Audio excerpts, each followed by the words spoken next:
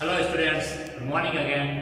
10th class RBSE board maths online live classes में मैं Manoj Jahangir Vidya Vihar senior secondary school बाकिया की तरफ से आप सभी बच्चों का चैनल पर हार्दिक स्वागत करता हूं। एक्सरसाइज नंबर 5.2 स्टार्ट कर दी थी, जिसके शुरुआती क्वेश्चन में पहले के जो 3 क्वेश्चन है उनमें आपको एपी का व्यापक पद याद करना है। जैसे एपी का व्यापक पद 10वां पद, 20वां पद, 30वां पद, 32वां पद, तो वो मैंने बताया था एन के सूत्र से ज्ञात करते हैं। एग्जाम्पल हमने किए थे और एक्सरसाइज के सवाल आपको करने के लिए मैंने कहा था।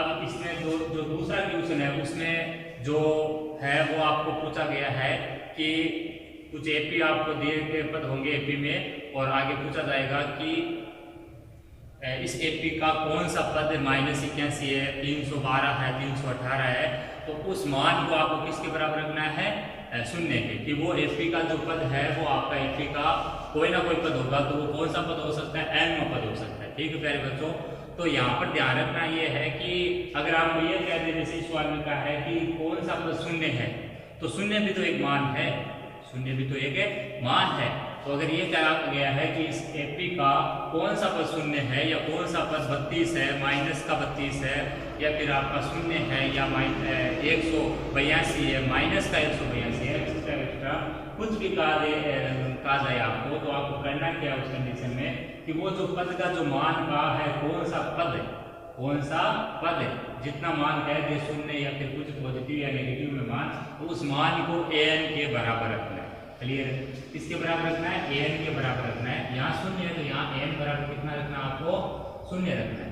सबसे पहले ये ध्यान रखिए कि जब एपी दे दे तो दी गई एपी से दो चीजें तो मिलेगी हमेशा, प्रथम पद और सारवंत। लेकिन अगर एपी नहीं दे और एपी ज्ञात करनी पड़े तो आपको हमेशा क्या करना है कि उस एपी का प्रथम पद स्मॉल a व सारवंत स्मॉल d है, ये मान के आपको शुरुआत में उसको लिख देना है। तो यहाँ पर आप क्या लिखोगे, यहाँ लिखोगे कि दी गई एपी निम्नानुसार है। सबसे पहले आप देखिए एपी को लिख दो। एपी आपके 84, 80, 76, और फिर यहाँ पर एपी जो है उसका जो एक पद दिया है शून्य, वो शून्य पद आपका एपी का कौन सा बताया मैंने अभी, nवां पद। और nवां पद यानी कौन सा पद होता है, अंतिम पद। अंतिम पद में आप क्या रख सकते हो, इसका मान 0। अब आप सोचोगे 84 से 0 कैसे आ सकता है, ये ध्यान रखिए 84 से 0 घटते हुए क्रम के एपी इसलिए जरूर आएगा। ठीक है बच्चों, तो यहाँ पर ये जो मान है 0 कौन सा मान है, अंतिम पद का मान है। अंतिम पद का मान किसके बराबर होगा, जब अंतिम पद में दिया हुआ है तो वो शून्य के बराबर। यहाँ अगर मान लो 82 होता तो n का मान किसके बराबर होता था, 82। माइनस का 32 होता तो n बराबर क्या होता था, माइनस का 32 होता था। तो अब हम लिखेंगे अतः प्रश्नानुसार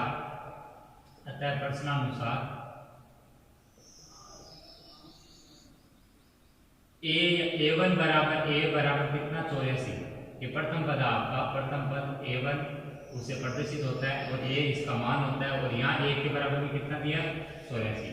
वह सारवंतर, अगली जो चीज है सारवंतर, जिसको अपने कॉमन डिफरेंस यानी स्मॉल d से प्रदर्शित करते हैं।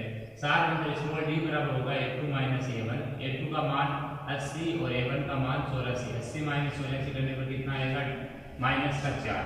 तो ये आपको प्रथम पद और सारवंतर आ गया। अब आपको जो nवां पद का मान है वो लिखना है, तथा an बराबर कितना है, 0। an बराबर 0 क्या है आपका, ये आपको दिया है। ये n बराबर 0 भी आपने लिखा है, वो कहाँ से, तो दिए गए मान।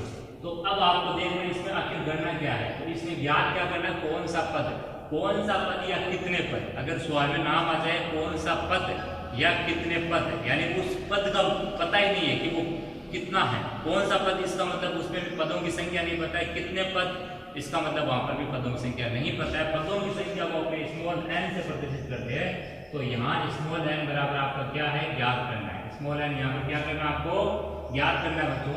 अब यहाँ पर आपको क्या करना, आगे ये सारी चीजें पहले नोट करने के बाद में, लिखने के बाद में अब हम आगे बढ़ेंगे। और अब यहाँ पर मेन तो कहानी स्टार्ट होनी है वो यहाँ से कि an का मान अगर पता है तो an के मान को किसके बराबर है, सूत्र के बराबर रखना है आपको। अब देखना है, हम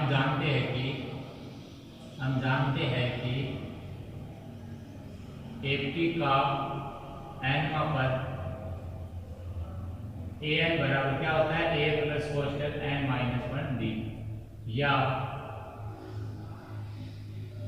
लेकिन लिख लो अब आगे, लेकिन an बराबर कितना आपका an का मान सूत्र से ये होता है और an का मान अपने an बराबर कितना है यहाँ पर 0 भी है, तो an का ये भी एक मान है, an का ये भी एक मान है, अतः दोनों मान आपस में बराबर रखेंगे, क्या आएगा a plus n minus 1 Guna d बराबर कितना आएगा 0। अब यहाँ पर क्या करेंगे a व d का मान रखेंगे, a व d का मान रखने पर जब a व d का मान रखेंगे तो यहाँ से जो तीसरी चीज बच जाएगी उसका मान निकलेगा, यानी n का मान। a का मान कितना है यहाँ पर 84, n यहाँ पर ज्ञात करना है, d का मान यहाँ पर कितना -4 बराबर कितना आ गया 0, या ये माइनस का चिन्ह यहाँ पर प्लस से टक्कर करके क्या बना देगा माइनस का चिन्ह, n माइनस 1 बराबर 0। अब 4 को आप चाहो तो अंदर गुना कर दो तो क्या बन जाएगा -4, माइनस माइनस क्या बन जाएगा प्लस का 4, 84 और 4 कितना बनेगा 88, 88 माइनस 4 बराबर कितना आ गया 0, या n को एक साइड अचर को एक साइड तो 4n बराबर 88, तो n बराबर आ जाएगा 88/4 यानी कितना 22, और 22 क्या है आपके पदों की संख्या, तो आप लिख सकते हो n बराबर 22 पद। ये आपके सवाल का उत्तर है कि इस एपी में 0 तो जरूर आएगा, लेकिन 0 कब आएगा, कौन से पद का मान होगा, तो वो आप कह सकते हो वो आपके 22वें पद का मान होगा, यानी ये जो 0 है वो कौन सा पद है a22 बराबर कितना है 0। क्लियर है बच्चों, a22 बराबर ये 0, यानी एपी में पदों की संख्या कितनी है 22, तो आप लास्ट में लिख देना, अतः दी गई एपी का 22वां पद शून्य है, अतः दी गई एपी का 22वां पद कितना है शून्य है। दी गई एपी का कौन सा पद शून्य है 22वां। नेक्स्ट क्वेश्चन देखते हैं, तो इसमें पहले में जो जितने भी सवाल है सब में यही काम करना है, जहां पर ये कहते हैं कि समांतर श्रेणी का कौन सा पद शून्य है, तो वो वहां पर ध्यान रखिए, वहां पर n निकालना है, n हमेशा कैसा आएगा धनात्मक पूर्णांक आएगा। लेकिन अगर ये कहते हैं कि क्या, अगर यहाँ पर सवाल में स्टार्टिंग में क्या लिखा होता है क्या, कि क्या यदि के एपी और उसके बाद में क्या देता आगे -32 एपी का कोई पद है, तो उस कंडीशन में भी आपको n निकालना है, लेकिन उस कंडीशन में n आपका कुछ भी हो सकता है, धनात्मक पूर्णांक या फिर ऋणात्मक पूर्णांक या फिर परिमेय कुछ भी हो सकता है, लेकिन अगर धनात्मक पूर्णांक आएगा तब तो आप कह दोगे कि हाँ वो उस एपी का पद है, और अगर n का मान आपका धनात्मक पूर्णांक के अलावा कुछ भी कोई संख्या आ जाएगी तो आप कह दोगे यहाँ n का मान 0 आने पर भी उत्तर आपका नहीं में आएगा, उत्तर ध्यान रखना कि वो एपी का पद नहीं है, क्योंकि n का मान जो आएगा हमेशा धनात्मक पूर्णांक बोल रहा हूं मैं, शून्य आपका है वो धनात्मक पूर्णांक नहीं होता, शून्य पूर्णांक होता है। n का मान अगर धनात्मक पूर्णांक के अलावा कुछ भी आएगा तो आप लिखोगे वो दिया गया पद एपी का पद नहीं है, अन्यथा आप लिखोगे दिया गया पद एपी का पद है। तो दूसरे का तीसरा चौथा बच्चों आपको यही करना है, इस टाइप का सवाल में मैंने एग्जाम्पल कराते वक्त आपको समझाया कराया। अब हम अलग टाइप का जो सवाल है उसी को करेंगे एक बार, बाकी सवाल आप करते रहिए, निकालते रहिए, जहाँ पर दिक्कत आए वो आप ग्रुप में उस ट्यूशन की पिक लेके देख दीजिए, मैं वहां पर उसको सोल्व करके आपको समझा दूंगा। हर एग्जाम्पल के टाइप का ट्यूशन है आपका, वो 5.2 में आपको मिलेगा, तो आप एग्जाम्पल पहले अच्छे से अगर समझ लोगे तो फिर आपको वो जो ट्यूशन है करने में दिक्कत नहीं आएगी।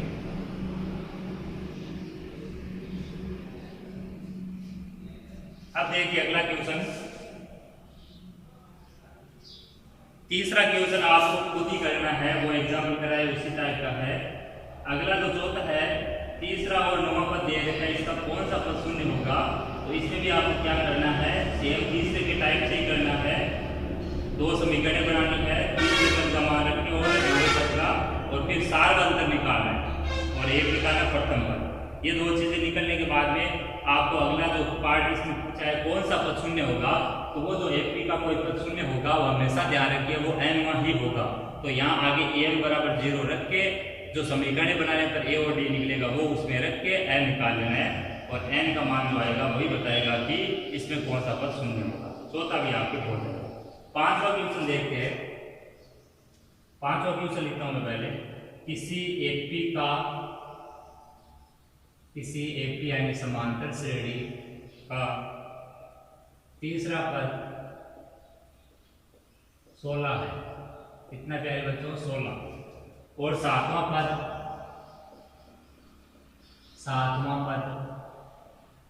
पांचवें पद से 12 अधिक है। अधिक कह दो या ज्यादा कह दो, इस क्वेश्चन को अच्छे से समझिए। तो एपी ज्ञात कीजिए। यहाँ अगले ने एपी ज्ञात करवाई है। एक चीज ध्यान रखिए कि जब भी एपी ज्ञात करने का कहा जाएगा तो उस कंडीशन में आपको एपी के 3 पद निकालने। कितने पद निकालने बच्चों, 3 पद। एपी में जब तक 3 पद आप ज्ञात नहीं कर लेते, आप नहीं कह सकते कि वो दी गई जो अनुक्रम है वो आपका एपी यानी समांतर श्रेणी ही होगा। आपको 3 पद लिखने होते हैं, तब आप पता कर सकते हो वो अनुक्रम आपका एक एपी है। तो यहाँ देखिए कि कोई समांतर श्रेणी यानी एपी का तीसरा पद 16 है। अब ये बताया था मैंने, जब ये कह रहे तीसरा पद 16 है तो उसको उससे प्रदर्शित करना है, फिर उसका जो सूत्र से मान होता है वो लिखना है, और फिर उसको दिए गए मान, यानी 3 चीजें लिखनी है। यहाँ 2 चीजें ना तो 3 चीजें आएगी। तीसरा पद 16, कितनी चीजें होगी, 2। तीसरा पद एक चीज और 16 दूसरी चीज। तो यहाँ 2 से आपको कितनी लिखनी है, जब लिखोगे 3, तो तीसरा पद A3 होगा, उसका मान A + 2D होगा, बराबर में कितना होगा, दिया गया 16। सेम काम यहाँ करना है, लेकिन यहाँ कंडीशन अलग है। यहाँ 7वां पद आपका कुछ मान नहीं है और 5वें पद का भी कोई मान नहीं है। आपको यहाँ दिया है 7वां पद 5वें पद से 12 अधिक है। तो आपको एक चीज ध्यान रखना है कि जब भी इस टाइप के लैंग्वेज में से अधिक, से कम, से गुणा ये नाम आए, से अधिक, से कम या से गुणा, तो ध्यान रखिए कि वो जो नाम आया है से अधिक, से कम या से गुणा, उस नाम वाली चीज में ही आपको क्या करना है, जोड़, बाकी गुणा करना है। अधिक का मतलब उसमें प्लस करना है, कम का मतलब है उसमें माइनस करना है, और गुणा का मतलब उसको गुणा करना है। जैसे मैंने क्या किया कि अब राम की आयु श्याम से दुगुनी है, तो श्याम से दुगुनी, तो श्याम के साथ भी नाम है दुगुनी, तो 2 से गुणा किसकी आयु को करना है, श्याम की आयु को। ठीक है प्यारे बच्चों, तो यहाँ पर 5वें पद से 12 अधिक है, तो 5वां पद यानी A5 में कितना करना है, 12 अधिक, यानी A5 + 12। 5वें पद से 12 कम होता तो A5 - 12। 5वें पद का दुगुना होता तो A5 गुणा 2 करते, और वो मान किसका होता है, उससे पहले जो लिखा हो उसका मान, यानी A7 बराबर कितना हो जाएगा, A5 + 12। माइनस करेंगे तो A5 - 12, गुणा करेंगे तो A5 गुणा 2 दुगुना होगा। एपी क्या कीजिए, तो इसमें आपके एपी दी हुई नहीं है, तो आपको क्या करना, सबसे पहले शुरुआत में यहां लिखना होगा आपको, मानना कि एपी का प्रथम पद, हमेशा ये लिखिए पहले, प्रथम पद स्मॉल a व सार्वअंतर स्मॉल d, सार्वअंतर स्मॉल d और प्रथम पद a। अब आप लिखेंगे कंडीशनों से, तब प्रश्नानुसार सबसे पहले देखिए क्या दिया, तीसरा पद का प्रश्नानुसार A3 बराबर कितना दिया, 16। A3 बराबर कितना हो गया, 16। ये आपको कोष्टक में लिखो दिया है। अब A3 को आप क्या लिख सकते हो, मैंने बताया अभी A + 2D, 3 है तो D का 2 गुना, 4 होता तो 3 गुना, A + 2D बराबर 16। ये एक समीकरण है, इसको एक नंबर लगा देना। फिर आगे बढ़िए, पुनः 7वां पद 5वें पद से 12 अधिक है, तो 7वां पद क्या होगा, A7। वो किससे पद अधिक है, 5वें पद से अधिक है। कितना अधिक है, 12 से अधिक नाम 5वें पद के साथ में आ रहा है, इसलिए A5 + 12 किया, नहीं कि A7 + 12 बराबर A5। ये गलत हो जाएगा, समीकरण है यहाँ पर इंपॉर्टेंट है, उनको समझना जरूरी है। तो यहाँ A7 बराबर A5 + 12। अब आपको क्या करना है, इन दोनों A7 और A5 इनको एक साइड में ले लेना है, क्योंकि ये आपके कोई पद को प्रदर्शित कर रहे हैं। ये 7वां पद, ये 5वां पद, बराबर में ये संख्या 12। ठीक है प्यारे बच्चों, A7 को आप लिख सकते हो A + 60, इसको यहाँ मैं कोष्टक में लिख रहा हूँ क्योंकि आगे माइनस का चिन्ह प्लस का होता, तो यहाँ आप विदाउट कोष्टक भी काम कर सकते थे। यहाँ A + 4D बराबर 12। अब देखिए माइनस की वजह से आगे का चिन्ह बदलेगा, तो -a, ये -4D बराबर 12। A से कट गया तो बच जाएगा 6D - 4D बराबर 12। 6D में से अगर 4D जाएगा तो कितना बचेगा, 2D बराबर 12।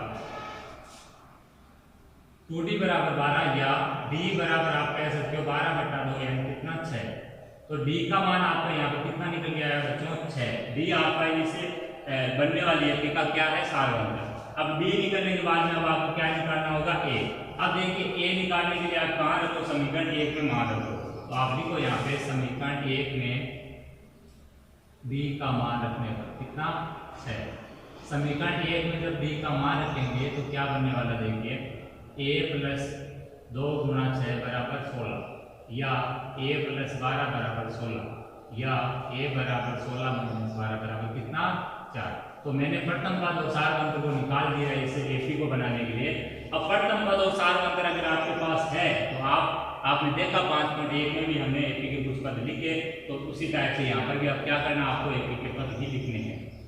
तो अब ए और डी आने के बाद में आपको आगे पूछा था एपी क्या थी। अगर इतना ही पूछा सवाल में तो एपी का प्रथम पद और सारवंतर ज्ञात कीजिए तो सवाल यहीं तक कंप्लीट हो चुका था।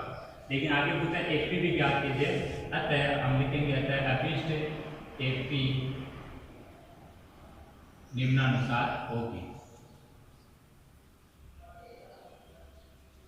अभिष्ट एपी निम्नानुसार होगी। ठीक है बच्चों, A plus D A plus 2b ये 3 पद लिख रहा हूं मैं। मान रखो यहाँ पे ए की जगह कितना है 4 और डी की जगह कितना है 6, तो 4 प्लस 6 यहाँ लिख दो 4 प्लस 2 गुना 6 ये बन जाएगा 4 10 ये 12 4 कितना हो गया 16। तो आपकी एपी क्या बनी 4, 10, 16। ये आपका इस सवाल का आंसर। इसको हर सवाल को आपको समझने के बाद में दोबारा से करना है, उसके बाद में उसको खेत कॉपी में जगह देनी है। अगला क्वेश्चन समझिए। अगला क्वेश्चन क्या है कि 3 अंकों वाली कितनी संख्याएं 7 से विभाज्य है। तो इस टाइप का सवाल मैंने एग्जाम्पल में कराया। मैंने कहा जब भी ये कह दे कि 2 अंकों वाली या 3 अंकों वाली या 4 अंकों वाली संख्याएं किसी विशेष संख्या से विभाज्य है, ऐसी संख्याएं कितनी है, यानी वहां पर भी n निकालना होता है। तो उस कंडीशन में सबसे पहले आपको वो 3 अंकों की शुरुआती संख्या और खत्म होने वाली संख्या लिख लेनी होती है। रफ कॉपी में एक बार एपी बना के देख लीजिए आप।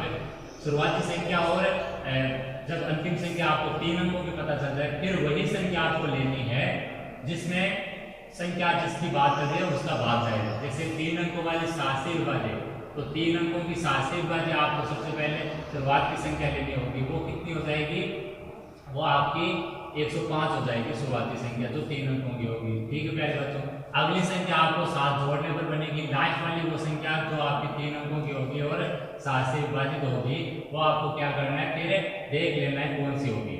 तो उसके बाद में वो एपी बनने के बाद में इन सभी संख्या टाइप के क्वेश्चनों में एपी जो बनती है वो आपकी प्रथम पद भी होता है, उसमें अंतिम भी होता है। फिर अंतिम पद अगर एपी में कभी भी दिया हुआ रहे तो उसको एन के बराबर रखना ही पड़ता है। और एन के बराबर रखते ही वो क्या देगा, वहां से एन का मान देगा। और एन इस सवाल में ज्ञात करना रहता है आपको, कितनी संख्या मतलब एन ज्ञात करना है। तो ये क्वेश्चन आपके ऊपर है, आपको करना इसको।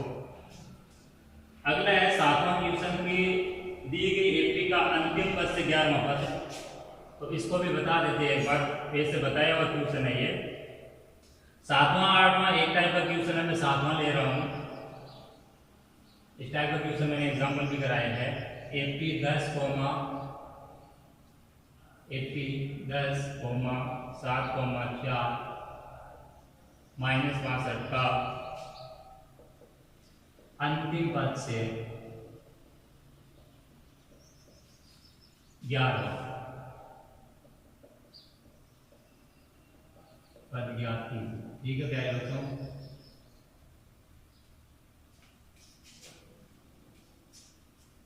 तो इसमें क्या करना आपको कि जब भी कोई एपी में आपको ये कह दे कि अंतिम से कोई पद ज्ञात करना है, तो उसका मैंने फॉर्मूला लिखवाया था कि उस कंडीशन में सूत्र जो होता है वो आपका होता है L - cos n - 1 गुना d। L यहाँ पर जो अंतिम से जब 11 पद ज्ञात करना है तो अंतिम में जो पद है वो आपका यहाँ पर L की जगह कितना है -62। डी आपका सारवंतर वो आपको कितना आ जाएगा 7 - 10। जैसे आपकी नॉर्मली शुरुआती पदों से जब एपी का कोई पद ज्ञात करना होता है और ये अंतिम से ज्ञात करना है तो वहाँ डी दोनों सेम तरीके से निकलता है। लेकिन यहाँ जब शुरुआती पद से होता है तो वहाँ ए रखते हैं और यहाँ अंतिम से होता है तो अंतिम वाला एल रखते हैं।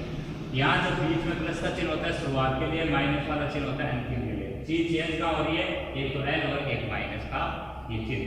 एल का मतलब यहाँ लास्ट वाला मान, माइनस का चिन्ह यहाँ पर, और डी आपका जैसे नॉर्मल आप निकाल रहे हो 7 माइनस 10 माइनस का 3, उस टाइप से आपके अंतिम से जब कोई पद पूछा जाता है तो ज्ञात करते हैं। तो यहाँ आपको एपी दे रखी है, तो आपको यहाँ पर लिखना है कि दी गई एपी निम्नानुसार है। सबसे पहले आप एपी को लिख लीजिए। एपी आपकी है 10,7,4 माइनस 5। अब इस एपी में आपके प्रथम पद कितना है 10, और सार बंधन कितना हो जाएगा 7 माइनस 10 यानी -3। ठीक है प्यारे बच्चों, और एल का मान कितना है माइनस का 62। तो यहाँ सारी चीजें लिख दो पहले। यहाँ प्रथम पद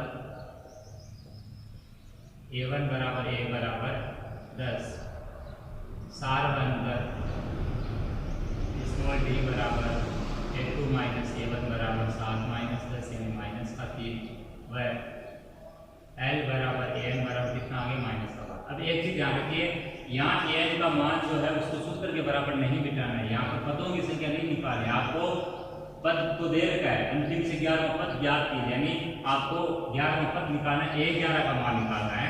तो 1/11 का मान निकालने के लिए आपको डायरेक्ट जो सूत्र है आपका अंतिम पद से ज्ञात करने का वो काम में देना है। फिर आपको लिखना है हम जानते हैं कि किसी भी एपी का अंतिम से है, ये ध्यान रखिए, एक होता है शुरुआत से, एक होता है अंतिम से। अंतिम से n का पद जो होता है वो n बराबर क्या होता है, उसका मान l minus cos n minus 1 गुना d। अब देखिए l का मान कितना है, यहाँ पर मान रख दीजिए। अब आप मान रखने पर आपका जो l का जो मान है वो कितना है माइनस का 62, माइनस का चिन्ह। n आपको कितना है, एक चीज ये भी लिख लीजिए, n बराबर यहाँ पर कितना है 11, n बराबर 11 बताइए ध्यान रखिए, ये d का मान है। तो n का मान 11 माइनस 1 गुना d का मान कितना आ गया आपका, d का मान है यहाँ पर माइनस का 3।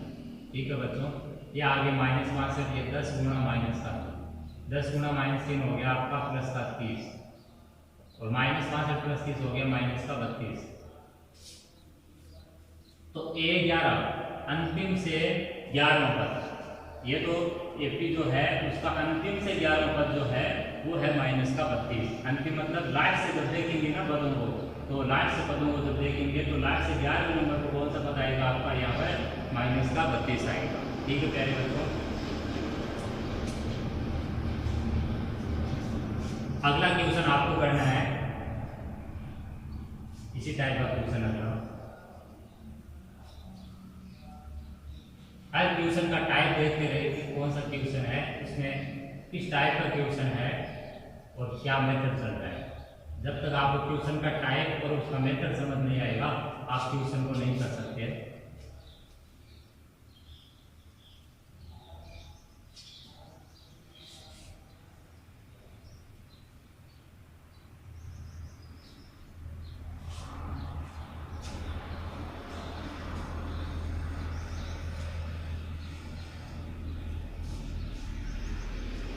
नौवां क्वेश्चन देखिए, अब नौवां क्वेश्चन दिया है, एक एपी है, उसमें 60 पद है। कितने पद है, n बराबर 60 पद, और उसका प्रथम पद तथा अंतिम पद दिया है। तो प्रथम पद तथा अंतिम पद वो है क्रम से कितने हैं 7 और 125।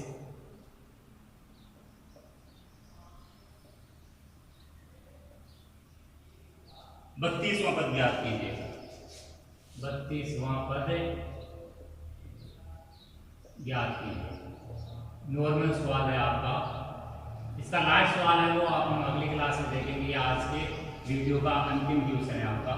एक एपी में 60 पद ध्यान रखिए बच्चों, तो आपको एपी ज्ञात नहीं करने, फिर भी आपको लिखना पड़ेगा। सबसे पहले माना कि एपी का प्रथम पद, जब एपी नहीं दे तो हमेशा आप लिखिएगा माना कि एपी का प्रथम पद स्मॉल ए व सार व अंदर स्मॉल बी है। ठीक है प्यारे बच्चों, प्रश्नानुसार अब प्रश्नानुसार आते हैं कि आपको क्या क्या दे रखा है। आपने प्रथम पद ए और सात अंतर स्मॉल डी माना है डी के लिए।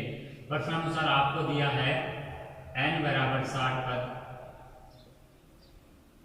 आप लिख सकते हो पदों की संख्या n बराबर 60। यहाँ पर लिखने की जरूरत नहीं, यहाँ पर पदों की संख्या कितनी है आपके n बराबर 60। प्रथम पद a1 बराबर a बराबर कितना है 7, वह अंतिम पद an भी होता है l भी होता है, वो कितना दिया 125। ये दोनों चीजें आपको क्या कर रखी है दी हुई है, तो आप इनको एक साथ लिख सकते हो, दिया है।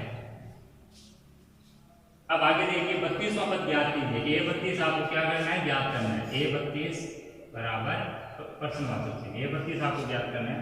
तो आपको मैंने बताया था कभी भी कोई भी पद ज्ञात करना हो आपको, जैसे 32वां 10वां 15वां, तो उसके लिए हमेशा चीज ध्यान में रख लो, आपको उस कंडीशन में ए और डी चाहिए, हर हाल में चाहिए। तो ए तो मिल रहा है लेकिन बी नहीं मिल रहा, बी मिल रहा है ए नहीं मिल रहा, तो दोनों चीजें चाहिए आपको। तो यहाँ ए मिल रहा है डी नहीं मिल रहा, बी निकालना पड़ेगा। अगली चीज है कि कोई भी चीज जो सूत्र से निकलती है, जैसे an हुआ sn हुआ, तो उसको हमेशा सूत्र के बराबर रखना ही है।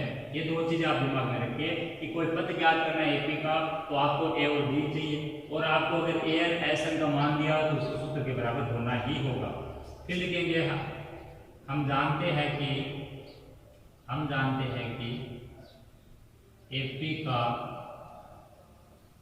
nवां पद an बराबर क्या होता है सूत्र a प्लस कोष्टक n माइनस 1 कोष्टक 1 d। अब इसमें आपको क्या करना है, लेकिन an बराबर आपका 125 है, लेकिन an बराबर कितना है 125। अतः अब इन दोनों से अगर मान बराबर तो क्या आएगा a plus n minus 1 Guna d बराबर 125। अब n का मान आपके पास है, a का मान आपके पास है, तो बचा क्या आपके पास d का मान आपका निकल जाएगा 7 प्लस 60 माइनस 1 गुना d बराबर 125।